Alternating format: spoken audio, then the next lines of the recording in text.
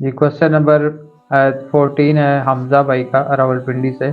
وہ پوچھ رہے ہیں کہ بریلوی کہتے ہیں کہ سورۃ فاتحہ میں آیا ہے کہ تمام تعریفیں اللہ کے لیے، تو دوسروں کو بھی تو تعریف کی جاتی ہے، تو اسی طرح آپ کسی اور سے بھی مدد مانگ سکتے ہیں، وہ جائز ہے، تو اس کے بارے میں آپ کا کیا جی موقف بریلوی، ہے؟ جی میں سمجھ گیا ہوں۔ بریلوی اور شیعوں کا مسئلہ یہ ہے، یہ صرف بریلوی نہیں کہتے، یہ شیعہ بھی میں دیکھ رہا ہوں یہ اس طرح کی باتیں کر رہے ہیں۔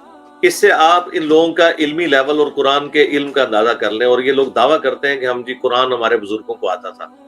جن لوگوں کا علمی لیول یہ ہے کہ وہ یہ کہتے ہیں کہ جی سورۃ الفاتحہ کے سٹارٹ میں آیا الحمدللہ رب العالمین، کہ تمام تعریفیں اللہ کے لیے ہیں، تو اس کے بعد ہم مخلوق کی تعریف کیوں کرتے ہیں؟ تو ایاک نعبد و ایاک نستعین کے بعد بھی ہم مخلوق سے بھی مدد مانگیں گے۔ مطلب یہ اس میں سے کہاں سے رزلٹ نکلتا ہے؟ اللہ کے بندوں، اس کو آپ لاجیکلی سمجھیں۔ قرآن میں ہے کہ تمام تعریفیں اللہ کے لیے، کوئی شک نہیں۔ تو قرآن ہی ہمیں بتا رہا ہے نا کہ انبیاء کی بھی اللہ تعالیٰ نے تعریف کی ہے، اپنے نیک بندوں کی بھی تعریف کی ہے۔ یعنی قرآن نے مقدمہ بتا دیا کہ جب ہم یہ کہتے ہیں تمام تعریفیں اللہ کے لیے ہیں، تو اس سے مطلب یہ ہے کہ جو مخلوق کے اندر بھی جو صفات پائی جاتی ہیں ان کے پیچھے بھی اللہ ہی کی صفت ہے۔ اگر ہم کسی خوبصورت پھول کو دیکھ کے سبحان اللہ کہتے ہیں تو ہم اس پھول کی تو تعریف کرتے ہی کرتے ہیں، اس کے بنانے والے کی تعریف کرتے ہیں۔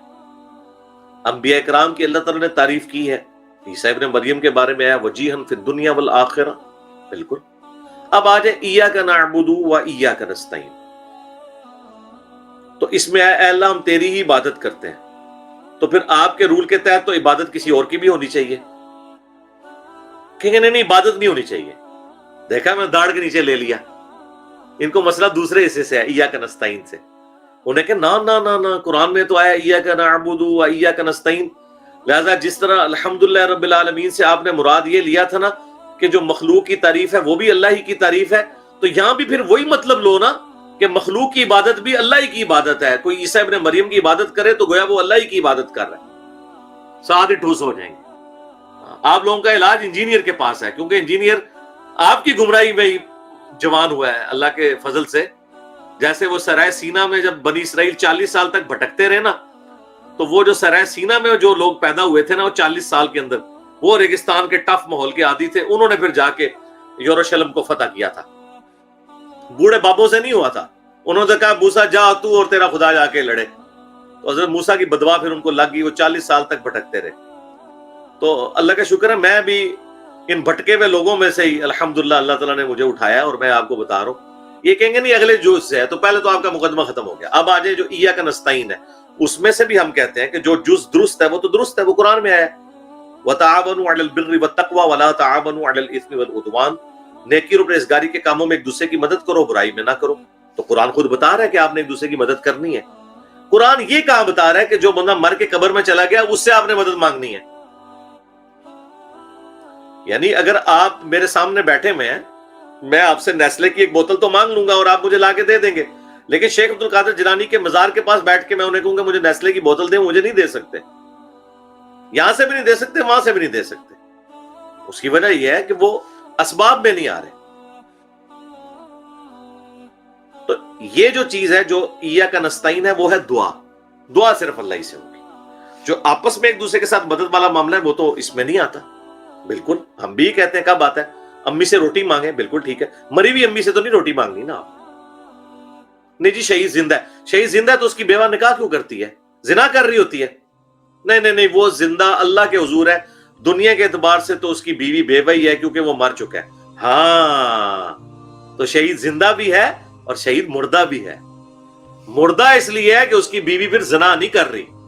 جعفر طیار کی بیوی اسما بنت امیس نے جو ابوبکر سے شادی کی رضی اللہ عنہم اجمعین وعلیہم السلام اجمعین، تو وہ انہوں نے شادی کی تھی کیونکہ ان کا خاوند مر گیا تھا، اگرچہ کہ خاوند غزوہ موتا میں شہید ہوا ہے، اور بخاری میں ہے کہ انہیں جنت میں 2 پار دیے گئے، ان کے بازو کٹ گئے تھے حضرت علی کے بھائی کے، اور پھر حضرت بکر فوت ہوئے تو اسی عورت کے ساتھ حضرت علی نے نکاح کیا، اسی لیے محمد بن نبی بکر کی پرورش حضرت علی نے کی ہوئی ہے۔ تو یہ دھوکے دیتے ہیں، الفاظ کے ساتھ کھیلتے ہیں۔ اس دن سے ڈر جائیں کہ گوروں کو اردو آ جائے اور ان کے تماشے دیکھیں جو بریلوی اور شیعہ لگاتے ہیں، یا خدا نخواستہ یہ لوگ انگریزی سیکھ جائیں تو پھر سب زیادہ میمز اگر بننی ہے تو بریلوی اور شیعہ لوگوں کی بننی ہے جو یہ قرآن و سنت کے ساتھ مذاق اڑا رہے ہوتے ہیں، ان کی میمز بنے گی، جس طرح آج کل ہمارے اسٹوڈنٹس جو ہیں وہ میمز بنا رہے ہیں ان کی۔ تو جو اصل چیز منع ہے وہ ایاک نستعین ہے، دعا آپ نے اللہ سے کرنی ہے، جو آپ دعا کے طور پہ کرتے ہیں۔ بارش کون برساتا ہے؟ اللہ۔ ڈیوٹی کس کی؟ فرشتوں کی۔ لیکن اگر آپ فرشتوں سے دعا مانگیں گے مشرک ہو جائیں گے۔ بے شک اللہ نے ڈیوٹی بھی لگائی ہوئی ہے، مانگنی آپ نے اللہ سے، اور ظاہر ہے سارے ہی اللہ سے ہی مانگتے ہیں۔